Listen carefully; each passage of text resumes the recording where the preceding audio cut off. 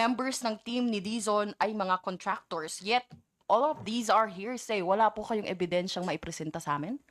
Nako, First of all, bata siguro ni Dizon yung yung media na nagtanong na yun about doon sa mga aligasyon itong si Leandro.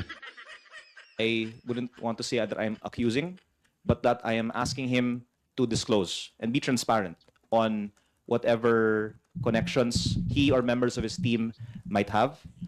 Let me first go with what are the facts. The facts are that first, in the Senate budget hearings, it has already been disclosed that there are insertions into the budget with the involvement of contractors giving consideration. And in my own personal experience, I have been approached by DPWH officials with lists from contractors saying they will propose it into the budget, and that came into the budget of DPWH. And that it has been reported that this is widespread. Kung meron sa distrito ko, baka mas marami pa sa ibang mga distrito. So this is the context before Secretary Dizon came into the picture. And I have great respect for the real improvements that have been done in DPWH since Secretary Dizon came into the picture. Nako, And so I am relaying what I have heard from multiple sources, that Secretary Dizon oh, or members of his team have connections with DPWH contractors.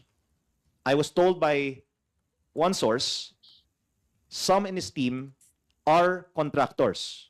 nako, And yes, this is just what I was told. And I was told by another Hearsay. person that others on his mama ko, ano yan, hearsay. Si Vince Dizon ang tagapagligtas ng sambayan ng Pilipino. Si Vince Dizon na magpapakulong sa mga kurako dyan sa mga infrastructure project ng pamahalaan. Di ba? Pero ang hinahanap niya yung si Senator Christopher Bongo. Pero yung mga bumalang ka sa budget dyan sa House of Representatives, wala ho siyang pakialam. Zaldico, binanggit niya, hindi. Diskaya, tapos Senator Christopher Bongo. Masyado ho kasing obvious ang naratibo nila.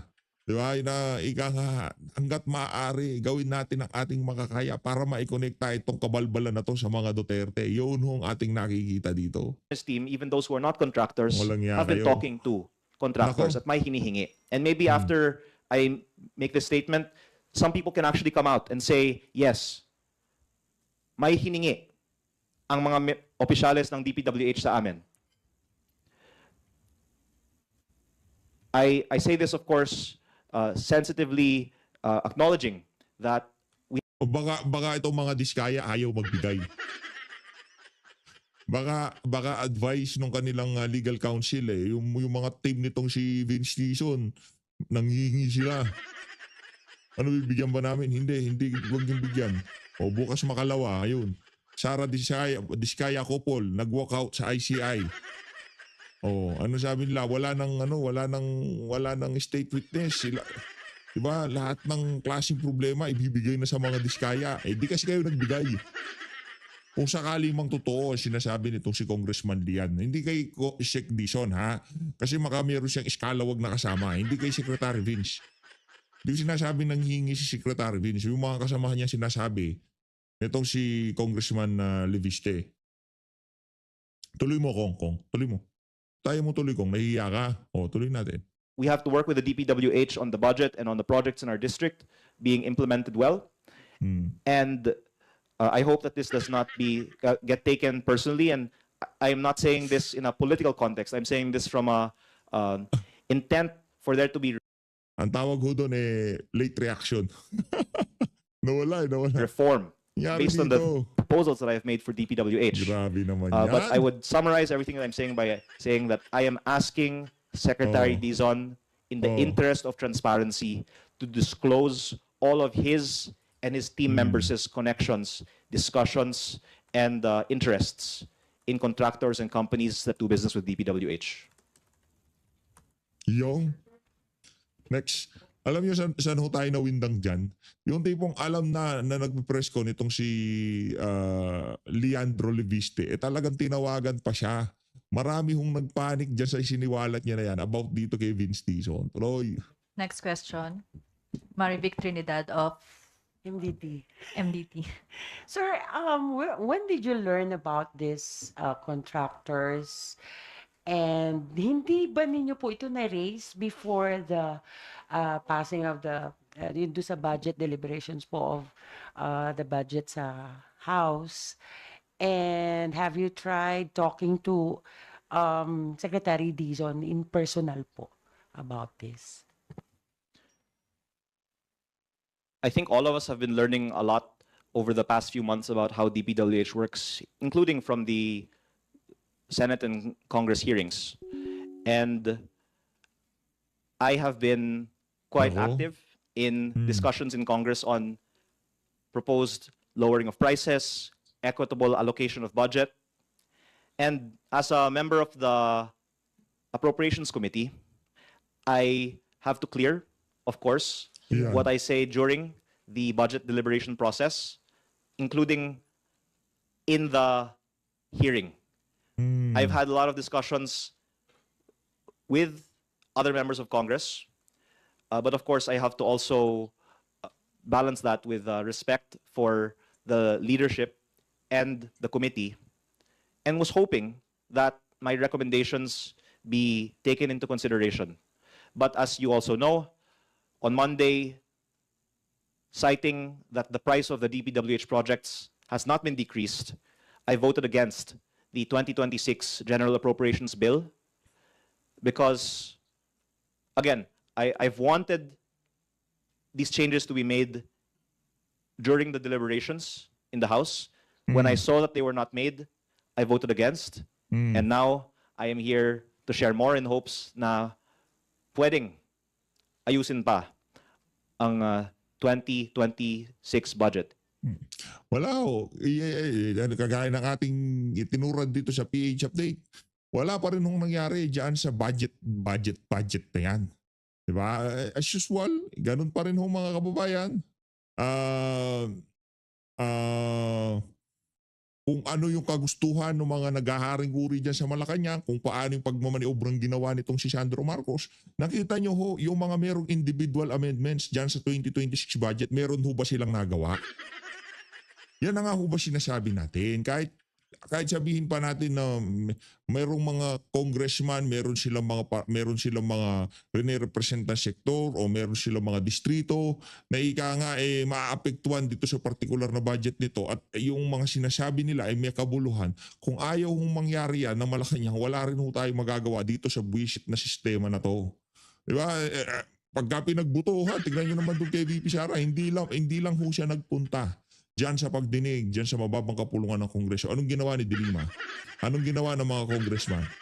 Kasi yung minasama nila, hindi nyo ba naiintindihan, nagpadala ng representante, itong si VP, dahil nga marami siyang trabaho. Hindi niya naman obligasyon na ika nga makipagplastikan sa inyo dahil hindi plastic si VP.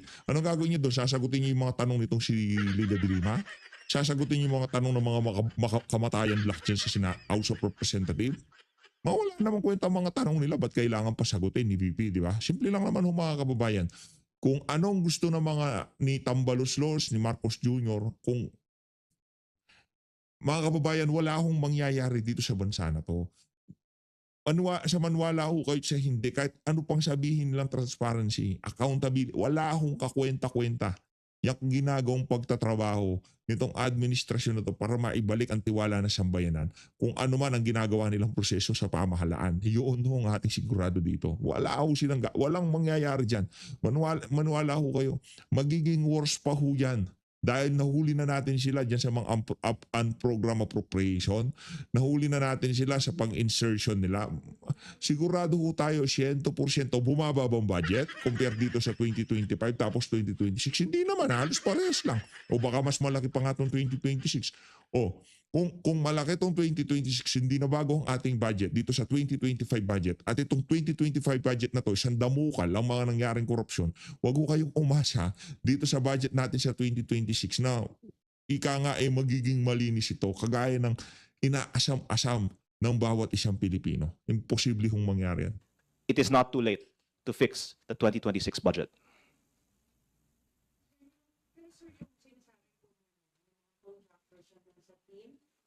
Oh, actually yun,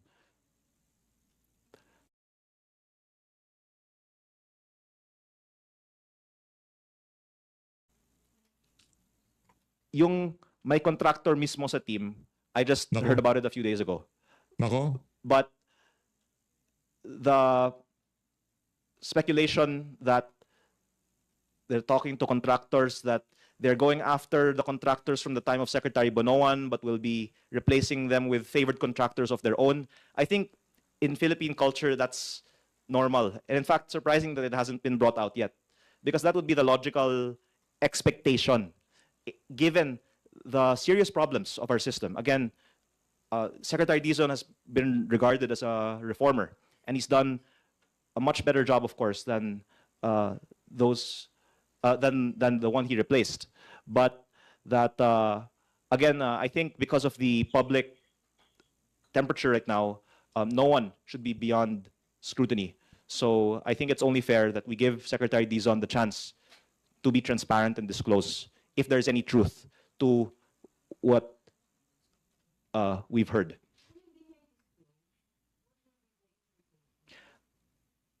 I think it would be good to ask members of Congress what they know, because I am one out of 317.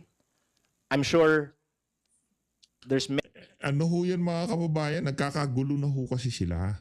Hindi na yung mga nasa House of Representatives, yung kagaya nitong sila Congressman Gerdiola, Congressman Gonzales, Congressman Gigi Suarez, sila Dilipe, yung mga tauhan ni Tambaluslos, mga napapraning na yung mga yan. Napapaisip sila, baka tablahin na tayo nitong si Vince, o baka, di ba, baka biglang mapunta sa atin na usapan, unahan na kaya natin siya. Ganyan yan eh. Diba? Hindi nila malaman kung ano mangyayari sa hinaharap, kaya lahat na lang ng pwedeng maibato, pati dyan sa, pati dyan sa, pati dyan sa DPWH Secretary, talagang tinatrabaho ho nila. Walang iba kundi House of Representative pa mismo. Kung kanino ka man nagpapagamit, ako wala namang problema. Iwasakin nila yan si Vince Dizon. Wala akong tayong problema dyan. Traitor yan eh. Traitor yung si Vince Dizon. Eh, yung karakas niyan, wala akong pagkakaiba yung kay Boying Remulla. many more in the 317 that know more. So I think it will be good for our country if we just all be transparent now about what we know. Next question po is Krisha Subing-Subing of Inquirer.net. Subing-subing. Si Kong, Caro.net. hello po. Kong, sorry. Andito ka na rin lang naman po, but can you name who was it that you heard ay contractor or has connections to contractors? Aminin ko na, yung mga tao na kinakausap ko, worried na yung sinasabi nila sa akin, sasabihin ko sa press briefing. Kaya, ironically, yung kaharap nyo ngayon, hindi yung pinakamaraming alam. Kasi yung mga maraming alam, hindi nagpe-press briefing. Pero I'm hoping, Naano sila, nasa opisina sila dyan sa House of Representatives at nagpaparampa ng sandamukal na babae. Hindi ko kilala kung sino yun, pero sigurado ko yung may alam na yun. Sila yung mga minsan na siguro naimbitaan dyan sa ICI at nanumpa sila sa taas ng maraming alam yung mga yun. Sila nakakalam kung nasa si Saldico. Ba? Wala akong gayari dyan. Wala ko kayo mga kababayan. Hindi to. Simple lang naman. Pag dumating ang panahon, ika nga umabot tayo dun sa kung tawagin breaking point. Yung turning point. Ayan, turning point. Umabot tayo dun sa turning point kung tawagin at ang sambay ng Pilipino napuno na. Ika nga sabi ng sambay ng Pilipino, ayaw na namin. Sobra na, tama na. Ay, sigaw ng mga walang kwentang siguro doon pagkatapos nung mga kaganapan na yun, pagka ika nga na bago na sistema na to, saka tayo makakakita ng tunay na accountability at transparency. Pero habang itong si Marcos Jr., ang presidente natin, magtyaga-tyaga ho muna tayo. Nakuha niyo ba mga kababayan? Pero panawagan natin, Marcos resign dahil wala kang kwentang presidente. Yan ba siyan? Betrayal of public trust. Wala nang tiwala sa iyo, sambay na. Nagre-reflect na nga sa mga survey, di ba? Naglalabasan. Wala tiwala sa iyo. Ngayon, ano pang ginagawa mo sa pwesto? Simple lang. Kaya ka nandiyan sa pwesto para ika nga tignan yung iyong ika nga eksperimento. Na pagkatapos ba ng 3 taon, galit pa sa akin ng mga Pilipino? Galit pa sila sa'yo. Marcos Jr., huwag ka nang umasa na mapapahupa mong emosyon ng ating mga kababayan dyan sa mga patsi-patsi mong diskarte na yan, dyan sa issue ng flood control. That by bringing this out and again giving Secretary Dizon the chance to respond, that the truth will come out. If you can't name, siguro sir, So talagang pinipiga ko na ayaw sabihin eh. No, how yung sino yung contractor. Pero sino yung kumakausap sa mga contractors? Let me just say this. It is not surprising, I think, that to say that may mga kilala silang contractor. I mean, all of us know people who are in so many fields, right? So it should not be a surprise to say that. But so I think it's fair to say lahat naman ng mga tao sa DPWH, maraming mga kilalang contractor, 'di ba? So like now, we're being called on to disclose our SALNs. Kung DPWH official ka, you should disclose yung mga kilala mong mga contractor at paano mo sila kilala. Pero yung pinaka hard evidence dyan, kung meron kang interest sa kumpanya na nangongontrato sa DPWH. Yan. Kung if you can't name names, how high up in the DPWH organization? Reporting to Secretary Dizon daw. Daw. Sa Office of the Secretary? You're saying USEC po contractor. Again, meron. if I knew, I would say it now. So, ano But, po yung ano po ba, like, what can you say to us na lang po? Na, you know, at least may makuha kaming information about what you're Appointee saying. of Secretary Oo. Dizon. Grabe naman yan. Actually, I was told it's not just one. Nako, So I was told that appointees of Secretary Dizon are contractors. nako. Matindi ho yan mga kababayan. At, hindi. Member of Yari. Congress. GG I mean- dito si ano. Actually, kung, Anong basis kung nun? sinong kausap ko, 50 pa silang mas maraming alam. Hindi nga expert sa DPWH yung kausap ko eh. Kaya, a lot of people in this house know more than me. I'm just the one in front of you right now. So, by bringing...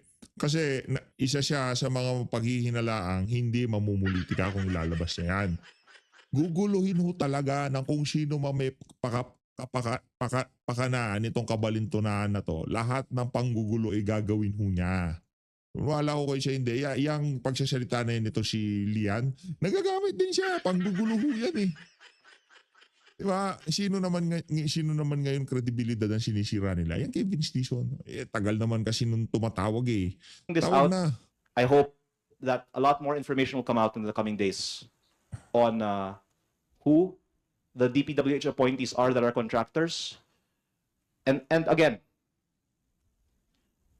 you should already assume that they know contractors, right? So that's not really news. But they should disclose who they know and how they know them. And if they've Nako. talked to them since they were appointed to the DPWH. Next question po. Hindi, ipopokus na muna natin to video na to. Yung sagot ni Vince Dizon at hindi po mukha natataranta-taranta pa siya, isusunod doon natin pagkatapos Is ito. Vivian Yan. Gulya of ABS-CBN News. Sige, Good Vivian, banatan mo afternoon, sir. Vivian. Sir, how credible is this information of yours? Meron po bang proof na inoffer yung mga nagsasabi po nito for you to believe it? So that this practice was done in the time of Secretary Bonoan has already been attested to in the hearings and No. substantiated by my Viber messages. And I would add, This connection ng contractors or mga contractors sa team ni Sec Dizon, ano po yung proof na inoffer sa inyo para to make it seem credible? okay, I'm saying this now because I think it's credible. And in fact, I was told it's multiple. So even if it's just one of the multiple, then we've already proven the point. I trust the information that I received. So verbal lang po ito, na kinuwento sa inyo. Well, if someone is indeed a contractor, then there will be some evidence that will attest that they are a contractor. But it was not presented to you. It was not presented to me, but I was also told by another source that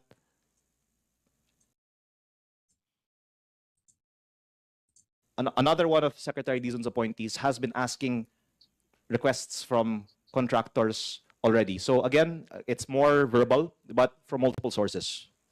Nako. Check Thank you. Vince, ano to? Okay, what else can I attest? That he was asked to share information that he said he would share, that he has not shared. And that information is readily available to share. So again, I'm just trying to weave together these different data points to say, what are we trying to hide?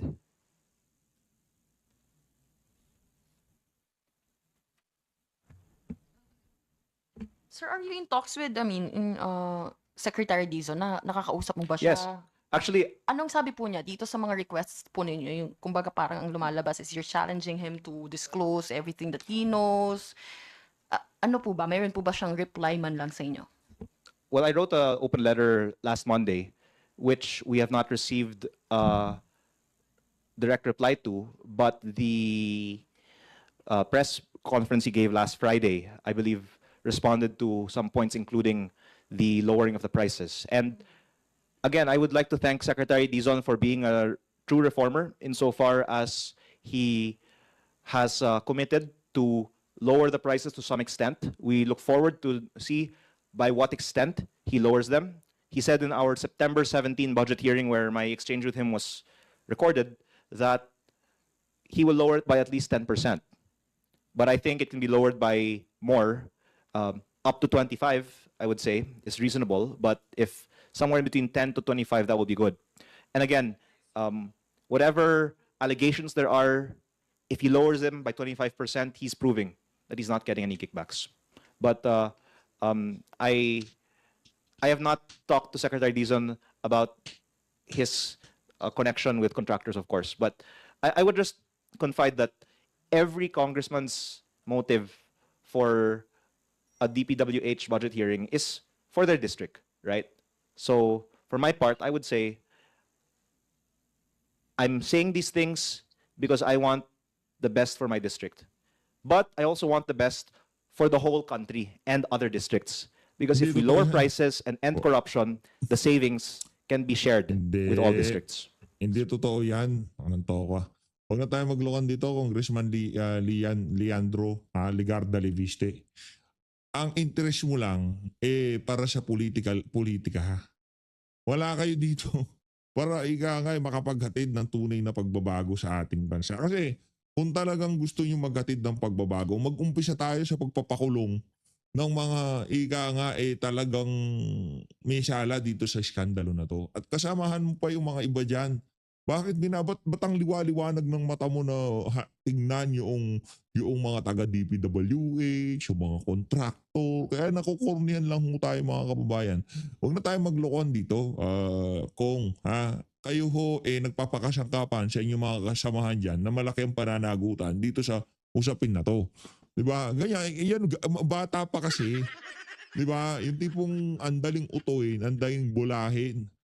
Kung talagang para ka sa transparency, sinasabi mo yan si Vince Dizon, meron siya mga kasamahan na sinama dyan sa trabaho niya ngayon ng mga kontraktor. Bakit hindi mo na unahin dyan sa bakod nyo yung mga kongresista na kontratista para talagang bilib ako sa'yo? Isa-isahin mo. Mag-umpisa tayo kay Martin Romualdez. Matatapos tayo dito kay Gigi Suarez. Isilipin mo lahat ng kasamahan mo. Anak ng Petrang Garapata. Ang liwanag ng mata mo sa mga ahensya sa executive. Tignan mo muna yung iyong bakuran dyan, Leandro Ligarda Leviste, bago tayo pumunta sa ibang ahensya ng pamahalaan. Dahil dyan pa lang sa bahay na kinabibilangan mo, anak ng toka, baka pagka nalaman mo katotohanan yung sinasabi ni Ping Lacson na 64 na kongresista, kontratista, baka malubog ka sa iyong kinauupuan na yan, di ba?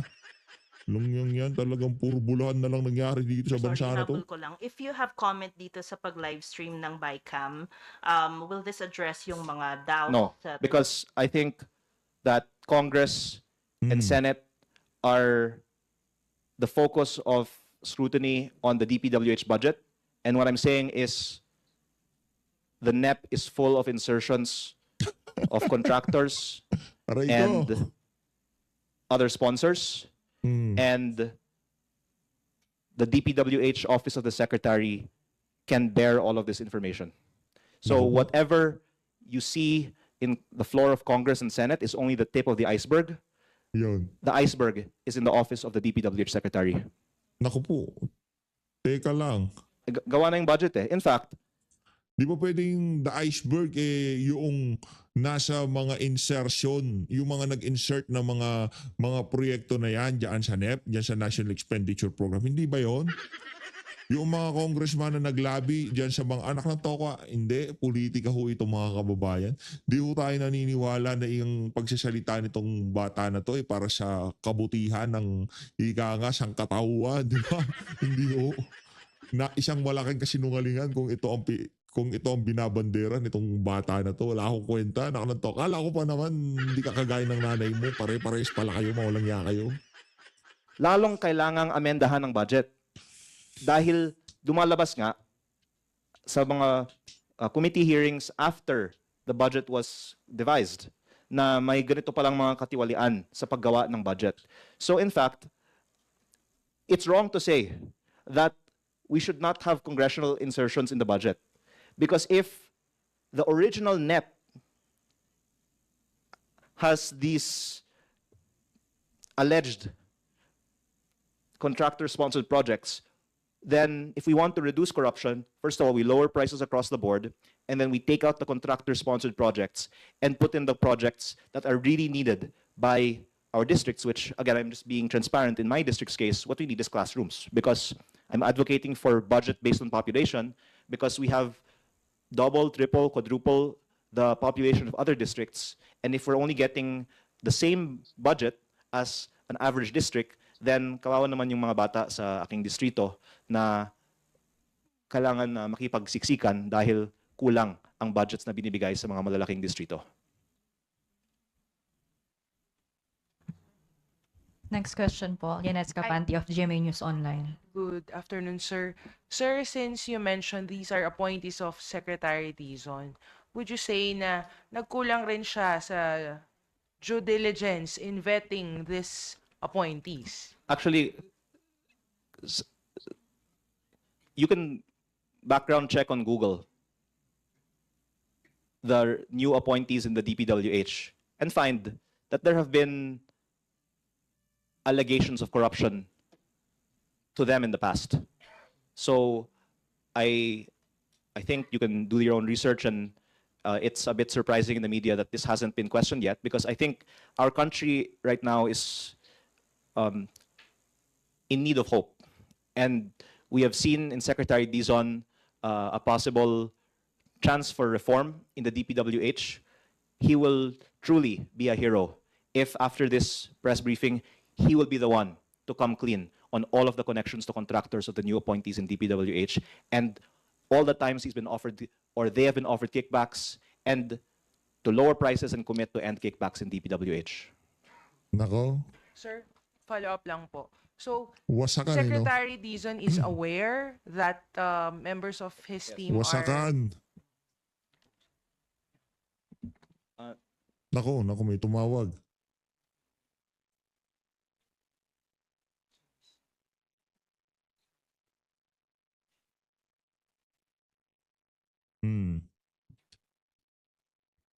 Okay po.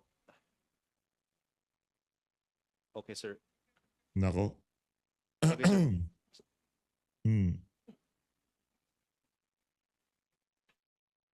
Yes, sir. Basta, sir, ang gusto ko, transparency and equitable allocation ng budget ng DPWH. Ayokong paboran lang ang aking distrito.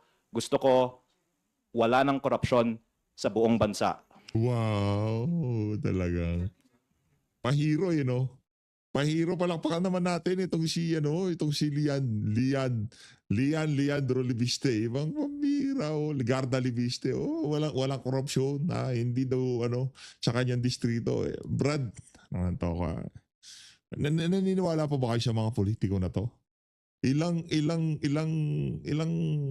pong politiko na merong ganitong klaseng karakas na dumaan sa Pilipinas. Pero ni isa, ika nga yung mga pa-press con, pasiga. Ay siya pa lang ang nakita nating nakapagbigay ng tunay na pagbabago dito sa bansa na to. Ang pangalan niya ay Rodrigo Duterte. Maliban doon sa mama na yun, lahat ng nakita nating politiko dyan, na yung ika nga merong talagang masidhing kagustuhan na makapagitid ng pagbabago sa ating bansa ay wala pa ho tayong nakita na nakatumbas dyan sa galing na yan itong si dating Pangulong Rodrigo Duterte. Yun lang ho mga kababayan.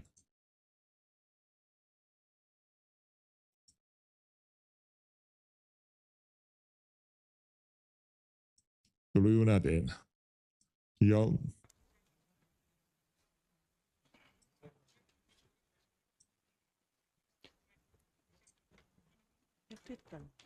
si Vincent, Yes, baka sir. si Vincent. Oh. Yes, sir. Tinawagan Basta, sir, pag may savings, sana po matulungan natin ang buong bansa pag may savings, pag bawasan natin ang presyo sa DPWH.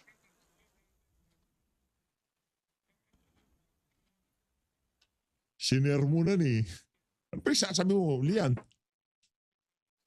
Oh.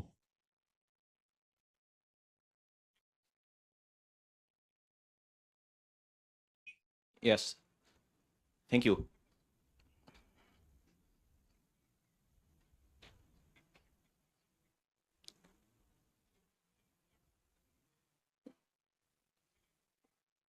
Actually, as I said in the press con, I really don't know who's the contractor in your team, but if you can ask them and come clean to the public, then that would, I think, be a sign that there's real change now in DPWH. Meron bang kumausap sa contractor recently? Nako, nagkakasagutan ho. Umiinit ang tanong, ano? Oh.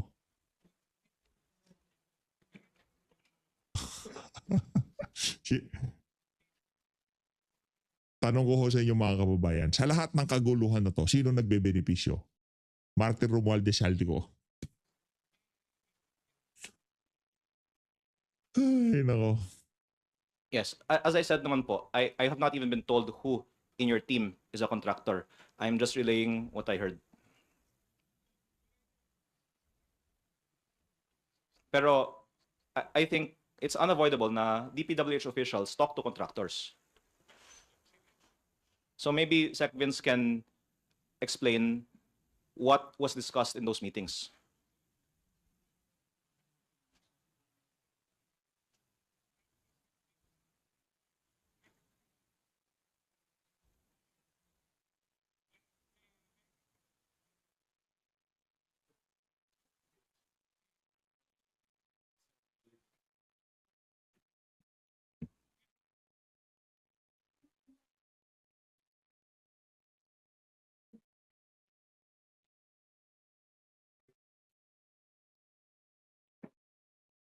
Thank you very much.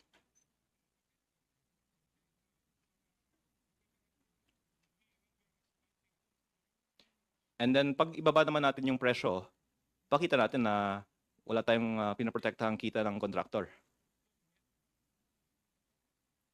Pwede nating i-anunsyo na 25%.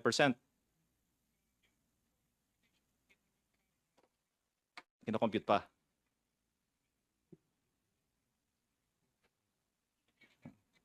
Okay. Thank you.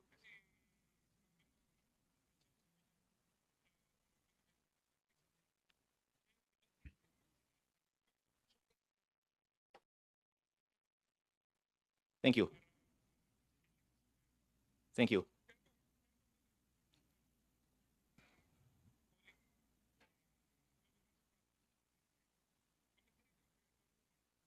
Yes, thank you. And even beyond the appointees, of course, we know that the bureaucracy of DPWH is still intact from the past. So it would be good to also use this as a warning to others who are contractors in their bureaucracy.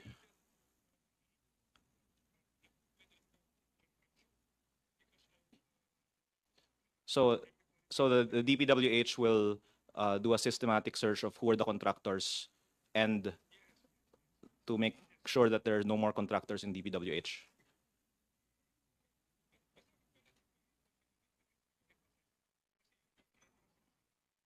Yes. Yes, thank you. Thank you. Thank you. Bye. Yun. Hmm. Sir, si Sec ba ang inyong kausap?